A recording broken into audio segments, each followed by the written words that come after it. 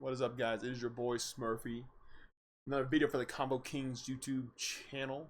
So I wanted to get this video out. I know it's a little late, but I saw Weapons, but we're not covering a Weapons review. Maybe I'll do that later this week. But good movie, so would recommend that, FYI. So obviously this is the most. You're probably already looking for this. You already know this is gonna happen. Probably a million videos on this already, but I figured I would go through and we would talk about Shedeur Sanders and his preseason debut. So I will say I would say I'm actually, in all reality, I'm not the most biased person. I do see like why people criticize Shedeur Sanders, but also see the over hate on Shedeur Sanders in this game. So let's kind of just go into it.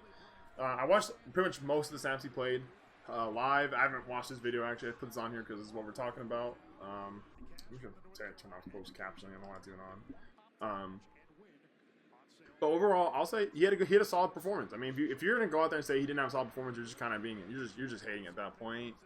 I can't even think he was gonna just kind of crash out a little bit, but he showed a lot of good stuff. There's some stuff I still worry about. He still does the issue when Caleb Williams has the same issue where it's a lot of these trying to extend the plays, which sometimes we get a great moment out of it, which you've seen, and like right here, for example, as literally I'm talking about it right there.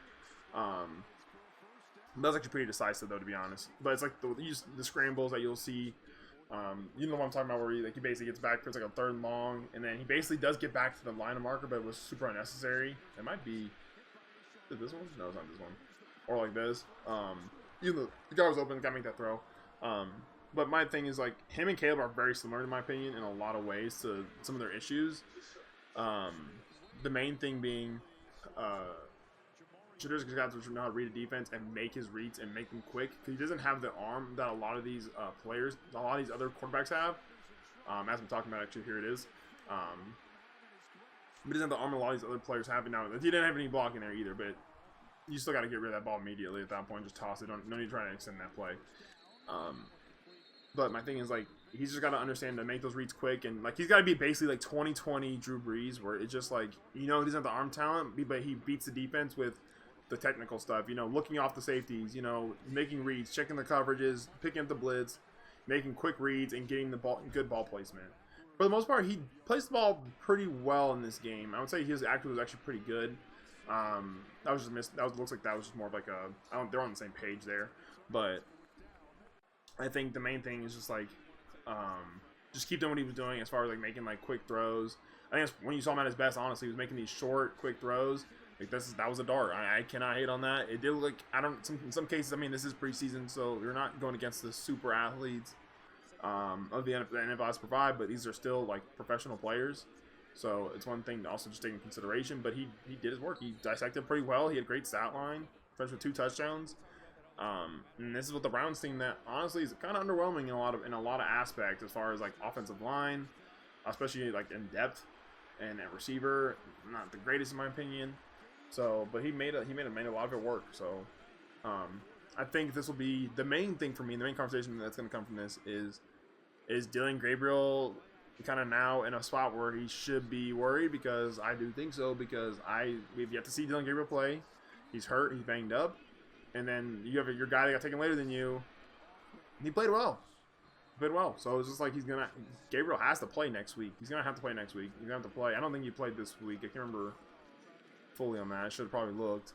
But Gabriel's done nothing so far in the training camp to impress staff, or at least from what I've seen, clips wise, not been good. I think Flacco is still the penciled-in starter. Don't get me wrong. I think Flacco should be the starter. I don't think Shedeur should start week 1 or 2. I think you just sit behind Flacco and like learn from him, because he's a pro, and Flacco has actually a really good arm, but he's also an older guy. He's been able to like still be a talent in this league to kind of like make it work with the tools he does have, and I think that's kind of what he needs to do. Cause he'll never be like the guy with the biggest arm or the fastest legs, but he can make it. Like I said, in 2020 Drew Brees, what he needs, just making a read on the defense, being accurate with the ball placement, and then just being decisive. We'll see, hopefully in the next coming weeks, how this will turn out.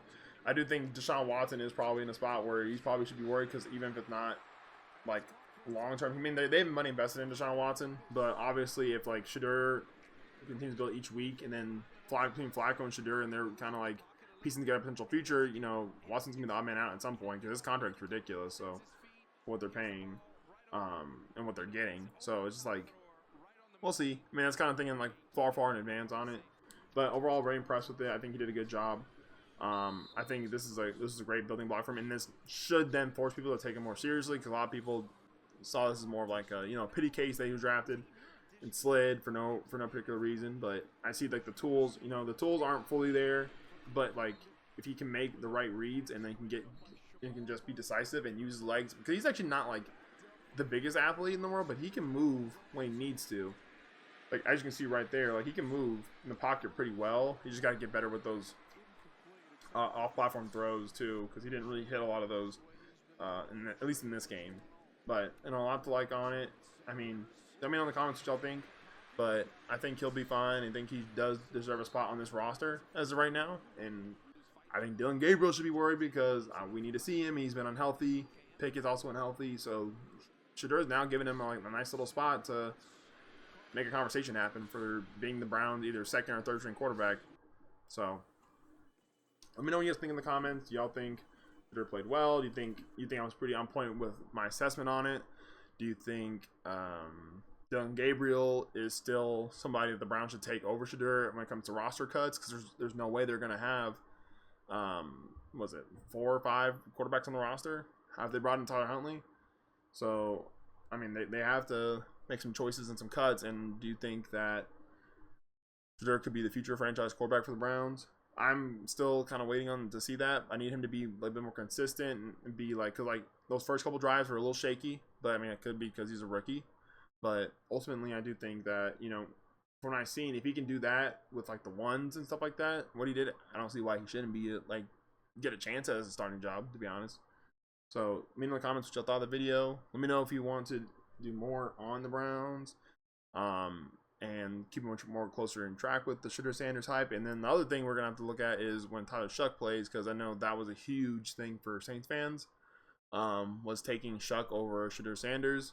So that will be something that I'll be looking at tomorrow watching the game. So I'll probably do a follow-up video on the Shuck versus Shedeur Sanders thing. They're in their own right, their own player, and they should not be compared to each other.